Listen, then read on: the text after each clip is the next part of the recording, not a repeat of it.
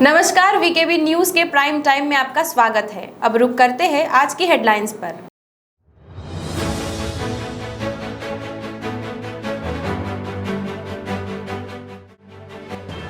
सभी को आशीर्वाद देने फिर हुआ गणपति बाप्पा का आगमन।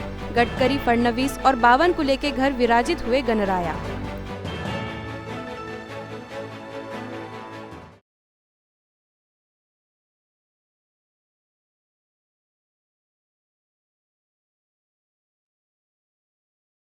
गणेश चतुर्थी पर शहर के गणेश टेकड़ी मंदिर में हुई आरती।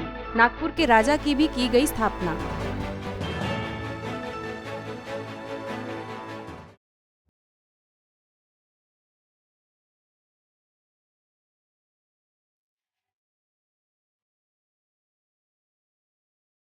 और नागपुर में नहीं लगेगा प्रतिबंध, पालक मंत्री ने वीडियो जारी कर दी राहत।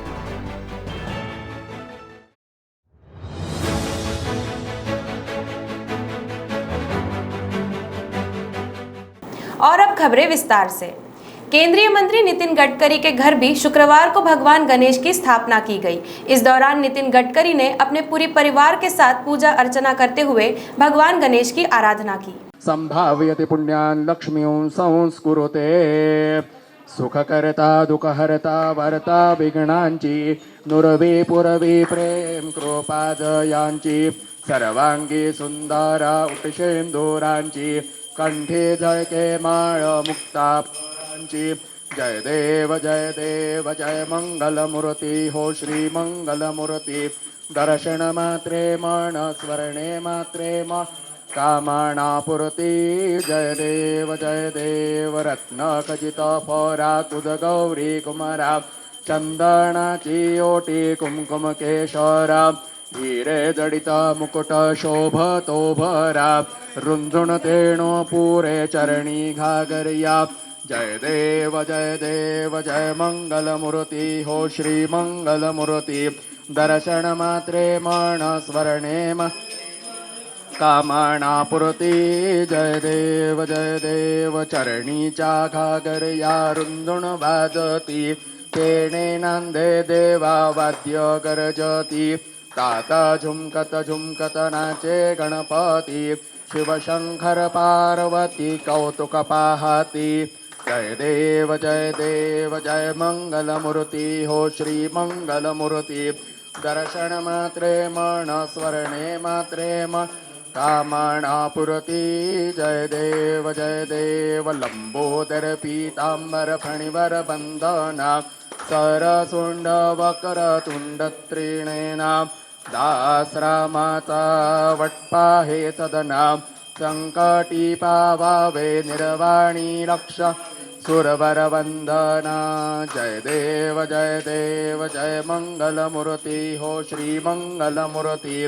दर्शन मात्रे मन स्मरणे मात्रे मन कामनापूर्ती जय देव शेंदूर लाल चढ़ायो अच्छा गजमुख को दोंदिल लाल बिराजे सुत गौरी हर को हाथ लिए गुड़ लड्डू साई सुरवर को महिमा कही न लाए लागत हो पद को जय जी गणराज विद्या सुखदाता धन्य तुम्हारो दर्शन मेरा मन जय देव जय अष्टौ सिद्धि दासी संकट को वैरी विघ्न विनाशन मंगल मूरत अधिकारी कोटि सूरज प्रकाश ऐसी छवि तेरी गंडस्थल मद मस्तक झूले शशि बिहारी जय जी गणराज विद्या सुखदाता धन्य तुम्हारो दर्शन मेरा मन रमता जय देव भाव भगत से कोई शरणागत आवे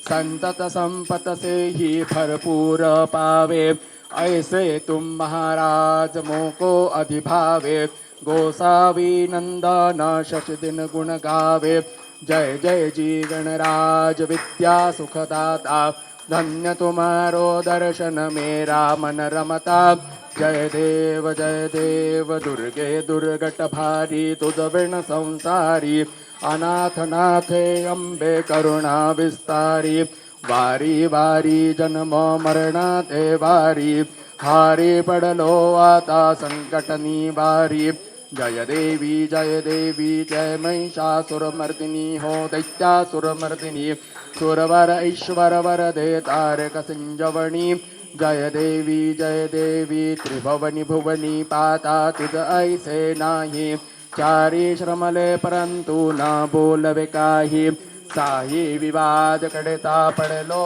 प्रवाही ते तो भक्ता लागी ते तू दासाला पावशिलवलाही जय देवी जय महिषासुरमर्दिनी हो दैत्यासुरमर्दिनी सुरवर ईश्वर वरदे तारक संजवनी जय देवी प्रसन्न वदने प्रसन्न होशे निजलाशा क्लेशापासून सोडी दुःखापासून सोड विभव पाशा अंबे तुझ वाचोणी कोण पुरविल आशा नरहर तल्लीन झाला पद पंकजलेशा जय देवी जय महिषासुरमर्दिनी हो दैत्यासुरमर्दिनी सुरवर ईश्वर वरदे तारक संजवनी जय देवी।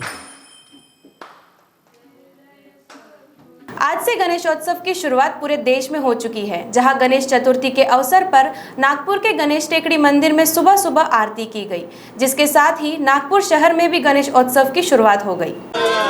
गणपति बाप्पा मोरया, गणपति बाप्पा मोरया, गणपति बाप्पा मोरया, गणपति बाप्पा मोरया।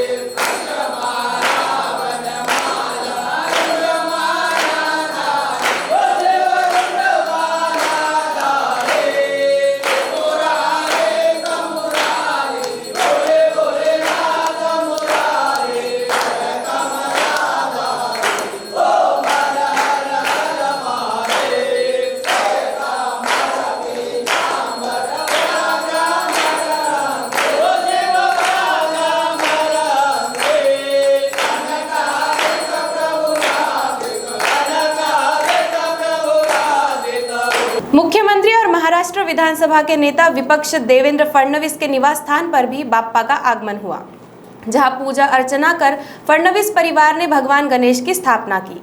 इस दौरान देवेंद्र फडणवीस ने सभी देशवासियों को गणेश उत्सव की शुभकामनाएं देते हुए अपने विचार रखे।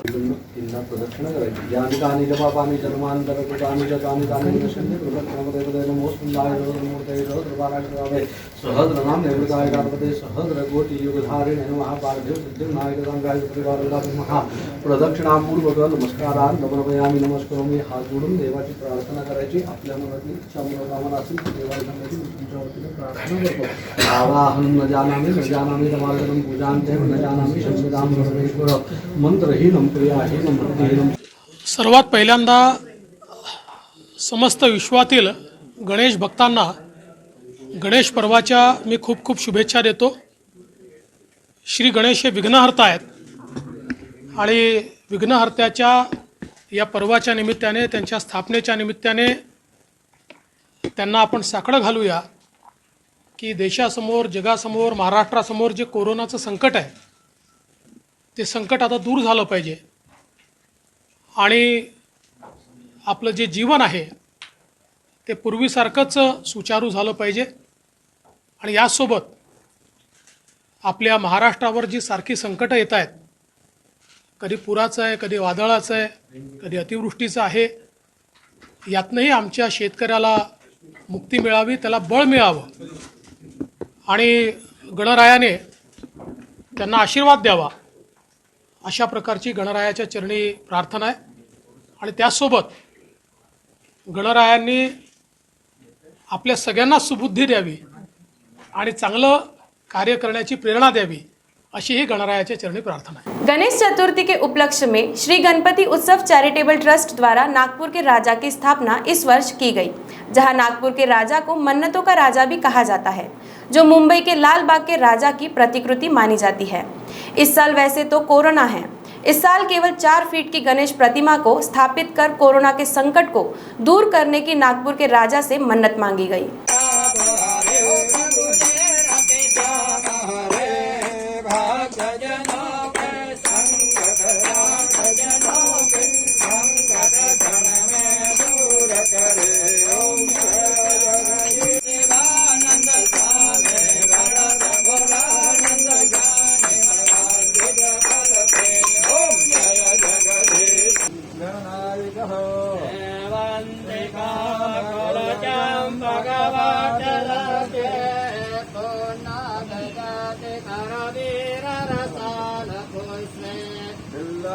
प्रवाल तुलसी दर्शम नमामि मंदार माला कुंदार काले कपाल माला तुझे गया दिगंबराय दिगंबराय नमः शिवाय नमः शिवाय.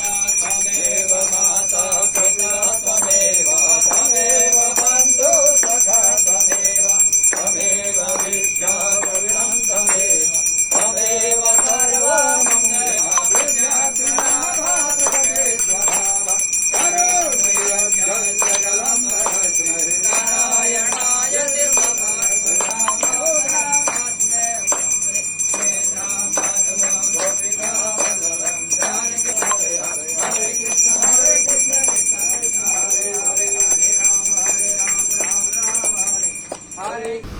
जय गणेश.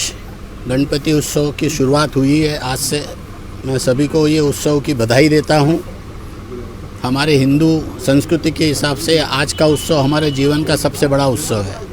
जैसे दिवाली है वैसा ही हमारे लिए गणपति उत्सव है. अब सवाल रहा, हमारा सिल्वर जुबली होने के बाद भी हमने छोटे रूप में गणेश जी की स्थापना की है, क्योंकि कोरोना की ये महामारी है. इस महामारी में हम लोगों को बचना भी बहुत ज़रूरी है और प्रशासक ने, पुलिस ने, कारपोरेशन ने बहुत बढ़िया तरीके से नागपुर की अभी तक रक्षा की है. मैं उनका भी धन्यवाद देता हूं और आगे भी उनसे यही आशा करता हूं कि नागपुर को पूरा संभाल ले. और गणपति बापा के पास हमारी विशेष प्रार्थना है कि सबकी रक्षा करे. और ये तीसरी लहर आ रही है, हम 1-1.5 महीने से सुन रहे हैं. ये ऐसा ही सुनते सुनते ये लहर वापस चली जाए. जहाँ आई है, कहाँ से आई है मुझे नहीं पता, पर जहाँ जाने वाली है वो गणपति पापा को पता है, वो चली जाए. यही भगवान के पास प्रार्थना करते हैं. 10 दिन जो प्रशासक ने कहा है उस तरह से हमने सिल्वर जुबली उत्सव एकदम छोटे पैमाने पे, क्योंकि हमने तो सोचा था कि सिल्वर जुबली बहुत ज़ोरदार करेंगे. हमारे लिए तो प्रशासक ने बहुत बढ़िया भट्ट सभागृह भी रखा था, बहुत अच्छे कार्यक्रम कर सकते थे, पर आज की जो मुसीबत है इसको टालते हुए भगवान हमें शक्ति दे। 26वें साल में हम ऐसा ही जोरदार उत्सव करेंगे। हो सकता है हम लोग 25 मनाएंगे और सब लोग 26 मनाएंगे। यही बधाई देता हूँ मैं गणेश जी के चरणों में। नागपुर शहर के पूर्व पालक मंत्री और वर्तमान में भारतीय जनता पार्टी के प्रदेश महासचिव चंद्रशेखर बावनकुले के घर भी शुक्रवार को भगवान गणेश की स्थापना की। इस दौरान पूरे बावनकुले परिवार से बात की हमारे संवाददाता अमोल शेंडे ने।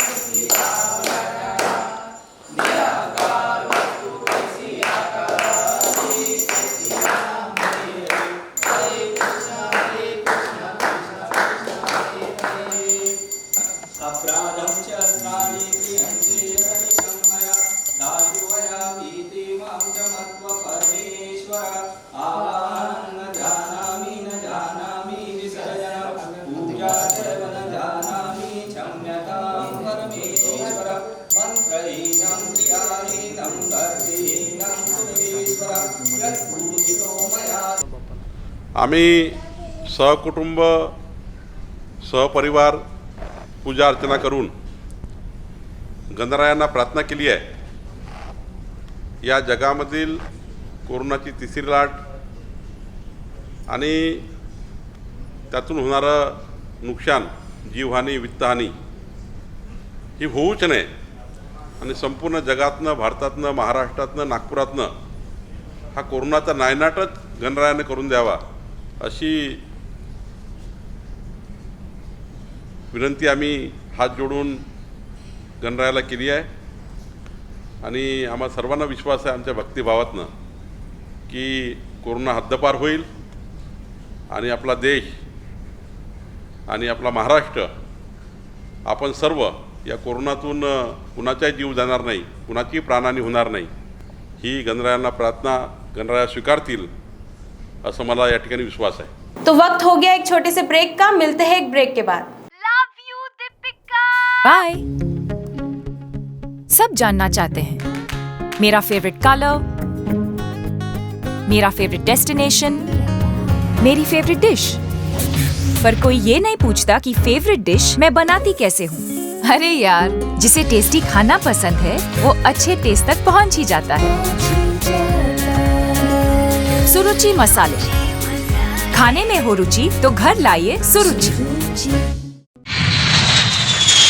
अपने सपनों की उड़ान भरने की इच्छा तो हर किसी की होती है, पर पंख भी तो मजबूत होने चाहिए जो देता है flywheel aviation academy. Flywheel aviation academy एक ऐसा इंस्टीट्यूट है जहां पर एयरलाइंस एंड एयरपोर्ट हॉस्पिटैलिटी और टूरिज्म मैनेजमेंट, साथ ही यहां campus interview, guidance by industry expert, practical training at airport, expert faculty, personal grooming जैसे कई सारे बेनिफिट्स आप पा सकते हैं। Flywheel aviation academy, 1 degree, 3 job opportunities। Flywheel aviation academy gives you a degree or diploma with a job। Flywheel aviation academy, 365 Gandhinagar, LAD college square, beside Karnataka bank, Nagpur. आनंदाचे उधाण येईल गौरी गणपती येता दारी। रोकडी ज्वेलर्सच्या अप्रतिम दागिन्यांनी होईल त्यांच्या आगमनाची तयारी। यंदा सजवा आपल्या गौरी गणपतीला उत्कृष्ट कलाकुसरीने नटलेल्या रोकडे ज्वेलर्सच्या सुंदर दागिन्यांनी। नागपूरकरांचा दागिना रोकडी ज्वेलर्स, लक्ष्मीनगर, महल आणि इतवारी। रोकडी ज्वेलर्स। ब्रेक के बाद आपका स्वागत है। राज्य के ऊर्जा मंत्री एवं जिले के पालक मंत्री नितिन राउत ने स्पष्ट किया कि लॉकडाउन लगाने की जो घोषणा पूर्व में की गई थी उसे वर्तमान में स्थगित कर दिया गया है। तब की परिस्थिति अलग थी, इसीलिए घोषणा करना पड़ा था, लेकिन अब स्थिति में काफी सुधार हो चुका है, अतः लॉकडाउन लगाने की जरूरत नहीं है। उन्होंने कहा कि सभी स्टेक होल्डर से बातचीत करने के बाद सर्वसम्मति से यह निर्णय लिया गया है। पालक मंत्री नितिन राउत ने कहा कि इसके पूर्व कोरोना केस बढ़ने के संकेत मिल रहे थे, जिसके कारण प्रशासन को मजबूरी में निर्णय लेना पड़ा था और घोषणा करनी पड़ी थी, लेकिन अभी स्थिति नियंत्रण में है। उन्होंने लोगों से संयम बरतने की अपील भी की और कहा कि त्योहार का आनंद उठाना चाहिए, न कि एक दूसरे को संकट में डालने जैसे कदम उठाने चाहिए। इसके लिए बाजार में नियमों का पालन सभी को करना चाहिए। प्रशासन भी चुस्ती दिखाएगा और जहां कहीं जरूरत होगी सख्ती से काम लेगा। महानगर पालिका आयुक्त राधाकृष्णन बी ने भी व्यापारियों को कहा है कि त्योहार के दौरान जो लॉकडाउन लगाने का विचार किया गया था उसे स्थगित कर दिया गया है। यह दावा सरकार जगाओ वाणिज्य बचाओ संघर्ष समिति के पदाधिकारियों ने किया है। आयुक्त ने कहा है कि त्योहार के दौरान कोई गैर फायदा न उठाए, इसके लिए सख्ती जारी रहेगी। पालक मंत्री और महानगर पालिका आयुक्त की घोषणाओं का व्यापारियों ने एक स्वर में स्वागत किया। दरअसल व्यापारिक संगठन पिछले कुछ दिनों से नेता और प्रशासनिक अधिकारियों से निरंतर मिल रहे थे और त्योहार के दौरान लॉकडाउन लगाकर व्यापार को चौपट नहीं करने का आग्रह कर रहे थे। उनके प्रयासों को गुरुवार को सफलता मिल ही गई। गुरुवार को सरकार जगाओ वाणिज्य बचाओ संघर्ष समिति का दल महानगर पालिका आयुक्त से मिला। आयुक्त ने कहा कि केरल में त्योहार के दौरान काफी तेजी से कोरोना में वृद्धि देखने को मिली थी, इस कारण नागपुर में भी प्रतिबंध लगाने का विचार किया गया था। नमस्कार. नागपुरात वाढत असलेल्या कोरोना रुग्णांच्या संदर्भातील आकडेवारी पुढे आल्यानंतर टास्क फोर्सच्या वरिष्ठ अधिकाऱ्यांच्या सूचनेनंतर नागपूरमध्ये 3-4 दिवसात कोविड निर्बंध लावण्याचे संकेत मी दिले होते. मात्र गेल्या 2 दिवसात रुग्णसंख्या कमी होत आहे, ही समाधानाची आणि आनंदाची बाब आहे. व्यापाऱ्यांच्या शिष्टमंडळासोबत जिल्हाधिकाऱ्यांची चर्चा झाली आहे. सर्व घटकांसोबत चर्चा केल्यानंतरच नागपूर येथील निर्बंधाविषयीचा निर्णय घेतला जाईल असं मी सूतोवाच केलेलं होतं.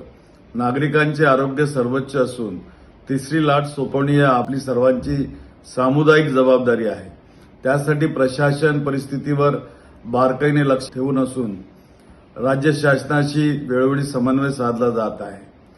तुर्तास कोणताही निर्णय झालेला नाही, मात्र गर्दीवर नियंत्रण ठेवण्यासाठी उपाययोजना केली जात आहे.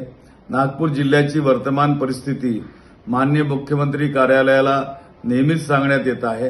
राज्य शासनाच्या निर्णयावर पुढील आदेश अवलंबून आहेत. नागपूर जिल्ह्यातील नागरिकांनी गोंधळून न जाता सर्वप्रथम आपल्या आरोग्याची काळजी करून कोरोना काळात प्रतिबंधात्मक उपाययोजना पाळाव्यात. मास्क घालणे, सोशल डिस्टन्सिंग अनिवार्य आहे, त्यामुळे कोविड प्रोटोकॉल पाळण्याचे मी सर्वांना आवाहन करत आहे. आरोग्याची काळजी घेऊन आपण गणेशोत्सव साजरा करूया. आपल्या सर्वांना पुन्हा एकदा गणेशोत्सवाच्या हार्दिक शुभेच्छा. गणपति बाप्पा मोरिया. वाठोड़ा थाना अंतर्गत तरोड़ी गांव परिसर से अचानक 8 से 13 वर्ष की 4 लड़कियां लापता हो गई। इस घटना से पूरे परिसर में हड़कंप मच गया। एक साथ 4 बच्चियों के गायब हो जाने से पुलिस भी सकते में आ गई। सीपी सहित पूरी फौज काम पर लग गई और रात 11 बजे के दौरान बच्चियों को ढूंढ निकाला गया। तब जाकर अधिकारियों ने राहत की सांस ली। पुलिस से मिली जानकारी के अनुसार तरोड़ी गांव परिसर से अचानक 4 लड़कियां लापता हो गई। शाम 6 बजे के दौरान चारों अपने घर से निकल गई। काफ़ी देर तक घर नहीं पहुंचने पर परिजनों को चिंता हुई। जांच पड़ताल में पता चला कि चारों लड़कियां परिसर से ऑटो में सवार हुई थी। इसके पहले ऑटो चालकों द्वारा रेलवे स्टेशन परिसर में नाबालिग से गैंगरेप किए जाने की घटना हो चुकी थी। इसलिए पुलिस आयुक्त अमितेश कुमार ने प्रकरण की गंभीरता को देखते हुए आसपास के सभी थानों और क्राइम ब्रांच के स्टाफ को खोज में जुटा दिया। खुद डीआईजी नवीन चंद्र रेड्डी और उपायुक्त अक्षय शिंदे थाने में मोर्चा संभाले हुए थे। आयुक्त लगातार वायरलेस पर खोज अभियान की जानकारी ले रहे थे। रात 11 बजे के दौरान चारों लड़कियां छापरू नगर परिसर में पुलिस को मिली। सभी घबराई हुई थी, इसलिए पुलिस ने बहुत संवेदनशीलता से काम लिया और परिजनों को बुलाकर लड़कियों से पूछताछ की। लड़कियां कब और कैसे छापरू नगर पहुंची, इसकी जानकारी देर रात तक ली जा रही थी। नागपुर शहर के बाहरी इलाकों में नागपुर सुधार प्रन्यास और अन्य सरकारी जमीनों पर कब्जा कर लेआउट डालकर गरीब नागरिकों से बेचकर धोखाधड़ी करने वालों पर कड़ी कार्रवाई करने के निर्देश पशु संवर्धन मंत्री सुनील केदार ने बैठक में दिए हैं। जिला अधिकारी कार्यालय में इस संदर्भ में हुई बैठक में जिला अधिकारी विमला आर, महानगर पालिका आयुक्त राधाकृष्णन बी, नागपुर सुधार प्रन्यास मनोज सूर्यवंशी, अतिरिक्त आयुक्त अविनाश कातड़े, निवासी उप जिलाधिकारी जगदीश कातकर वह अन्य अधिकारी उपस्थित थे। बैठक में भूमाफियाओं की धोखाधड़ी से पीड़ित नागरिक भी उपस्थित थे। पशु संवर्धन मंत्री सुनील केदार ने कहा कि किसी भी हालत में गरीबों का नुकसान नहीं होने देंगे। इस संदर्भ में रास्ता निकालने का निर्देश अधिकारियों को दिया। उन्होंने यह भी कहा कि किसी भी सरकारी जमीन पर अतिक्रमण न हो, इसके लिए नियमित जांच की जानी चाहिए। महानगर पालिका द्वारा राष्ट्रीय क्रीड़ा केंद्र व प्रशिक्षण संस्था को जमीन दी गई है, उसमें सुरक्षा दीवार बनाने का कार्य शुरू करने का निर्देश भी उन्होंने दिया। बैठक में क्रीड़ा केंद्र की जमीन पर तरोड़ी में कई पक्के मकान बन गए हैं, उनके योग्य पुनर्वास की मांग की गई। केदार ने क्रीड़ा संकुल परिसर के पक्के मकानधारों के पुनर्वास का पक्का आश्वासन दिया और इसके आगे किसी तरह का अतिक्रमण न हो, यह सुनिश्चित करने का निर्देश महानगर पालिका और नागपुर सुधार प्रन्यास के अधिकारियों को दिया। लंबे समय से पुलिस विभाग में अधिकारी अपने तबादले का इंतजार कर रहे थे। आखिर गुरुवार को गृह विभाग द्वारा तबादलों की सूची जारी की। इसमें राज्य भर के अधिकारियों में नागपुर के भी 3 अधिकारियों का समावेश है। पुलिस उपायुक्त जोन 2 विनीता साहू को SRPF ग्रुप 5 दौंड भेजा गया, जबकि जोन 5 के उपायुक्त नीलोत्पल को मुंबई और विवेक मासाल को नागपुर में ही SRPF ग्रुप 12 में कमांडेंट नियुक्त किया गया है। राज्य गुप्त वार्ता विभाग की उपायुक्त अनीता पाटिल को महाराष्ट्र पुलिस एकेडमी नासिक भेजा गया। प्राप्त जानकारी के अनुसार गृह विभाग की ओर से सूची जारी की गई। इसमें मुंबई की आर्थिक अपराध शाखा में कार्यरत उपायुक्त पराग मनेरे को नागपुर में राज्य उत्पादन शुल्क विभाग में बतौर अतिरिक्त अधीक्षक नियुक्त किया गया। नागपुर के पुलिस प्रशिक्षण केंद्र की प्राचार्य चेतना तिड़के शहर में बतौर पुलिस उपायुक्त आ रही है। उनकी जगह पर मुंबई STF के उपायुक्त श्रीकांत परोपकारी को भेजा गया है। नागपुर में बतौर उपायुक्त ट्रैफिक और जोन 2 काम कर चुके धुलिया के पुलिस अधीक्षक चिन्मय पंडित को एक बार फिर नागपुर में नियुक्ति दी गई है। गढ़चिरौली के अतिरिक्त पुलिस अधीक्षक मनीष कलवानिया नागपुर शहर में उपायुक्त होंगे। नागपुर में SRPF ग्रुप 13 के कमांडेंट पवन बंसोड़ को औरंगाबाद ग्रामीण में अतिरिक्त अधीक्षक नियुक्त किया गया है। नागपुर ग्रामीण के पुलिस अधीक्षक राकेश ओला को शहर में ही एंटी करप्शन ब्यूरो की जिम्मेदारी सौंपी गई है। ओला को नागपुर में काम करने का अनुभव है। उनकी जगह पर स्टेट इंटेलिजेंस डिपार्टमेंट के विजय मगर को भेजा गया है। नागपुर एंटी करप्शन ब्यूरो की अधीक्षक रश्मि नांदेड़कर को नागपुर गुप्त वार्ता विभाग में नियुक्ति दी गई है। आर्किटेक्ट एकनाथ निमगड़े हत्या प्रकरण में कई बड़े लोगों के शामिल होने के कारण इसकी ठीक से जांच नहीं किए जाने तथा CBI से जांच कराने की मांग कर उनके पुत्र अनुपम निमगड़े की ओर से हाईकोर्ट में याचिका दायर की गई। याचिका पर सुनवाई के बाद अदालत ने जांच CBI को सौंप दी थी। गुरुवार को CBI की ओर से 29 पन्नों की स्टेटस रिपोर्ट अदालत के समक्ष रखी गई। जांच में CBI को कई अहम सुराग मिलने तथा आगे की कार्रवाई जारी रखने के लिए न्यायाधीश VM देशपांडे और न्यायाधीश अमित बोरकर ने CBI को 6 सप्ताह का समय प्रदान किया। उल्लेखनीय है कि CBI की ओर से गुरुवार को बंद लिफाफे में हाईकोर्ट को रिपोर्ट सौंपी गई। अदालत ने आदेश में कहा कि इस रिपोर्ट में कई संदिग्धों की विस्तृत जानकारी प्रेषित की गई है। CBI की ओर से सही दिशा में सटीक जांच की जा रही है। रिपोर्ट पर संतोष जताते हुए अदालत ने CBI को मिली लीड के अनुसार जांच को आगे बढ़ाने के लिए अनुरोध के अनुसार समय प्रदान किया। CBI के वकील ने कहा कि जांच में कई नए सुराग मिले हैं, लेकिन अभी भी पूरी तरह जांच नहीं हो पाई है। इस पर अदालत ने समय तो प्रदान किया, किंतु तब तक होने वाली जांच की रिपोर्ट पेश करने के आदेश भी दिए। रिपोर्ट का अवलोकन करने के बाद अदालत ने शिरस्तेदार को पुनः लिफाफा बंद कर इसे न्यायिक रजिस्ट्रार के पास सुरक्षित कस्टडी में रखने के आदेश दिए। गत सुनवाई के दौरान CBI के जांच अधिकारी पुलिस निरीक्षक जितेंद्र कचरे भी अदालत में उपस्थित थे। आदेश के अनुसार जांच अधिकारी की ओर से सीलबंद लिफाफे में अदालत के समक्ष रिपोर्ट पेश की गई। तो VKB न्यूज में आज के प्राइम टाइम के लिए इतना ही। आपसे कल मुलाकात होगी, तब तक देखते रहिए VKB न्यूज। नमस्कार।